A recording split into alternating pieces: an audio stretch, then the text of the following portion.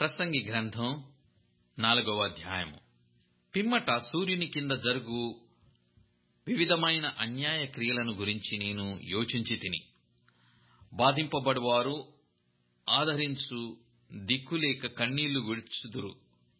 వారిని బాధపెట్టువారు బలవంతులు గనక ఆదరించువాడెవడునూ లేకపోయెను.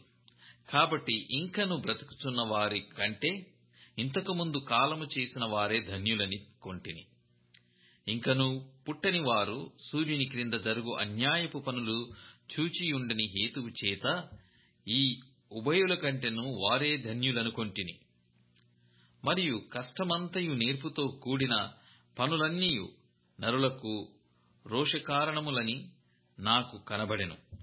ఇదియు వ్యర్థముగా నొకడు గాలిని పట్టుకొనుటకై చేయు ప్రయత్నముల వలెనున్నది. బుద్ధిహీనుడు చేతులు ముడుచుకొని తన మాంసము భక్షించును. శ్రమయును గాలికైన యత్నములను రెండు చేతుల నిండా నుండుట కంటే ఒక చేతి నిండా నెమ్మది కలిగి ఉండుట మేలు. నేనాలోచింపగా వ్యర్థమైనది మరి ఒకటి సూర్యుని క్రింద నాకు కనబడెను. ఒంటరిగానున్న ఒకడు కలడు. అతనికి జతకాడు లేడు, కుమారుడు లేడు, సహోదరుడు లేడు. అయినను అతడు ఎడతెగక కష్టపడును. అతని కన్ను ఐశ్వర్యము చేత తృప్తి పొందదు. అతడు సుఖమనున్నది నేనెరుగక ఎవరి నిమిత్తము కష్టపడుచున్నానని అనుకొనడు. ఇదియు వ్యర్థమైనదై బహు చింత కలిగించును.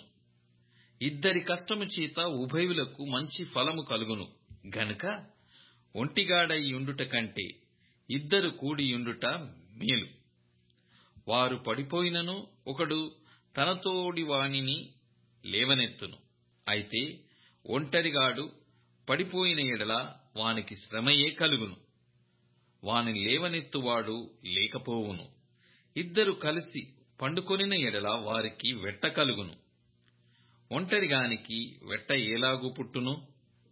ఒంటరియగు నొకని మీద మరి ఒక్కడు పడిన ఎడల ఇద్దరు కూడి వాని నిద్రింపగలరు. 3 పీటల త్రాడు త్వరగా తెగిపోదు గదా. మూఢత్వము చేత బుద్ధి మాటలకిక చెవియొగ్గలేని ముసలి రాజు కంటే బీదవాడైన జ్ఞానవంతుడు చిన్నవాడే శ్రేష్ఠుడు.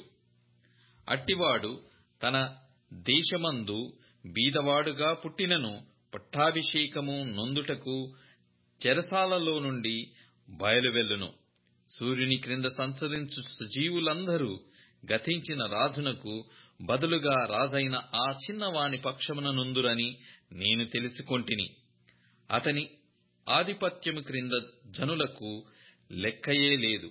అయినను తరువాత రాబోవువారు వీనియందు ఇష్టపడరు.